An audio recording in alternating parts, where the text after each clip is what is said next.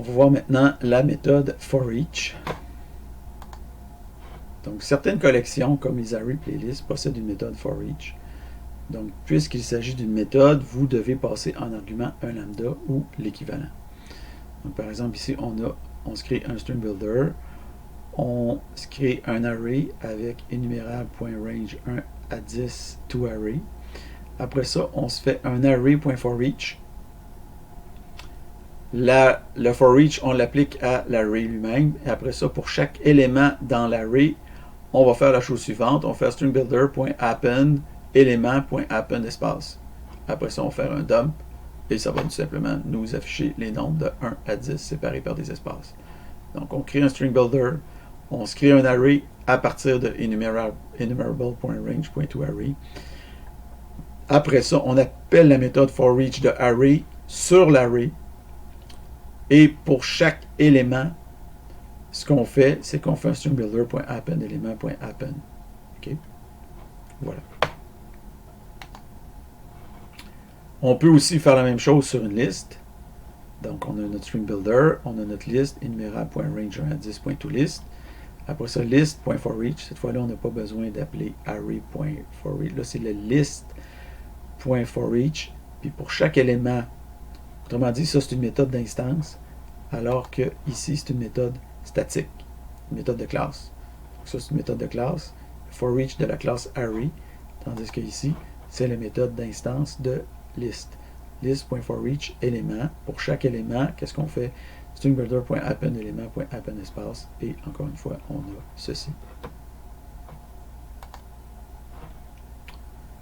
Donc, utilisez maintenant forEach pour calculer la somme des éléments d'une liste. Donc, on a ici variable somme égale 0, énumérable.range 1 à 10.toList.forEach.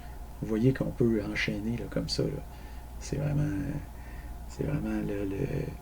la programmation orientée objet à son meilleur ici. Là. Donc, enumerable.range 1 à 10.toList.forEach. Vous mettez votre lambda pour faire la somme ici, puis après ça, on fait un new sum.dump et ça va nous donner 55.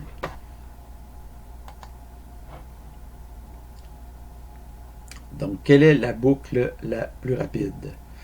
Pour le savoir, on va concevoir un petit benchmark.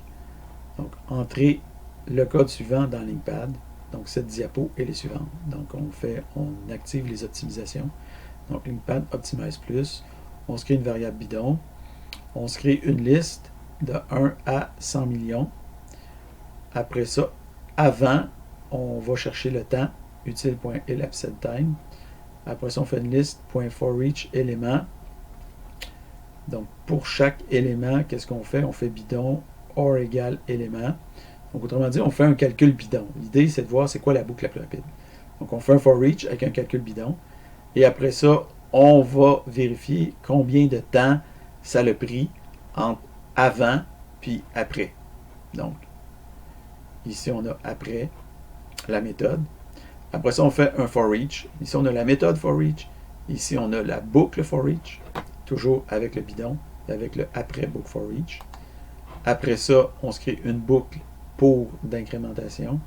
On a toujours notre bidon après la boucle. Après ça, on calcule nos durées. Donc, la durée de la méthode forEach. Voilà. La durée de la boucle pour. La durée de la boucle forEach, pardon, la boucle pour chaque, la boucle pour. Finalement, on calcule ici notre bidon qui est une espèce de calcul, ça n'a pas d'importance, mais c'est juste pour l'afficher. La durée de la méthode forEach, la durée de la boucle forEach et la durée de la boucle for. Et on affiche notre nombre. Donc, on voit ici que la méthode forEach, la boucle forEach et la boucle pour. On voit que le plus efficace, ça reste la boucle pour versus la boucle forEach et la boucle ici, la méthode forEach et la boucle forEach. Donc, la boucle pour est plus rapide, suivi de la méthode forEach, suivi de la boucle forEach. Mais c'est pas dramatique là, la différence qu'on a entre les trois. Évidemment, les temps que vous allez avoir vont être différents de ce que vous avez là, mais l'ordre devrait être à peu près le même. C'est-à-dire celle-là, suivi de celle-là, suivi de celle-là. Si vous désactivez les optimisations, vous mettez Optimize moins, est-ce que ça va changer quelque chose? Bien là, ici, on exécute avec Optimize moins et on voit à ce moment-là que la boucle for ici devient moins efficace. Mais en général, dans votre code, vous allez optimiser pour le code que vous utilisez chez un client. Donc, normalement, c'est ça. Ça va être quand même celle-là qui est la plus rapide. Donc, les optimisations améliorent d'abord sensiblement la rapidité. C'est environ 2 fois plus rapide. L'amélioration est plus particulièrement spectaculaire pour la boucle for. La raison est qu'en C#, comme dans la plupart des autres langages, mais contrairement aux langages C et C++, l'opérateur d'indexation effectue ce qu'on appelle du bound checking. C'est-à-dire on vérifie si l'indice est hors borne. Donc, si l'indice est négatif ou il dépasse l'array. Donc, ça ralentit considérablement le traitement lorsque c'est compilé en mode debug. Toutefois, avec les optimisations activées, une partie de cette vérification-là peut être sécuritairement escamotée, ce qui accélère fortement le code. Donc, du plus rapide au plus lent en mode release, on a la boucle pour, qui est plus rapide, ensuite de ça, la méthode forEach, et finalement la boucle forEach.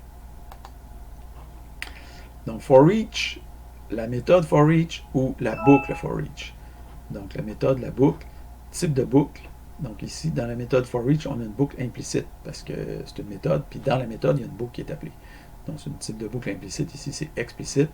La rapidité, ici, c'est un peu plus rapide. Ici, c'est un peu moins rapide. Est-ce qu'on peut interrompre la boucle avec un break dans la méthode forEach? Vous ne pouvez pas. Ici, dans la boucle forEach, oui. La standardisation, donc la méthode forEach est uniquement accessible avec les listes, les arrays, tandis que la boucle forEach est accessible avec toutes les collections énumérables.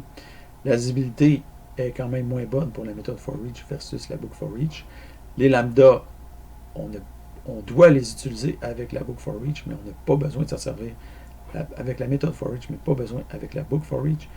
Et finalement, nos recommandations, ben, la méthode forEach en C#, c'est à utiliser avec parcimonie, donc préférez plutôt la boucle forEach. Donc, dans d'autres langages, la méthode forEach est couramment utilisée, par exemple en JavaScript.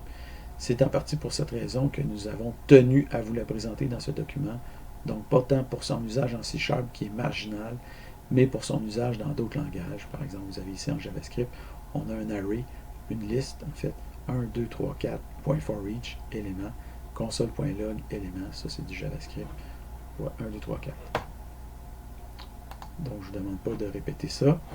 Donc, en résumé, la méthode forEach est rarement utilisée en pratique en C#, mais dans d'autres langages comme JavaScript est assez populaire.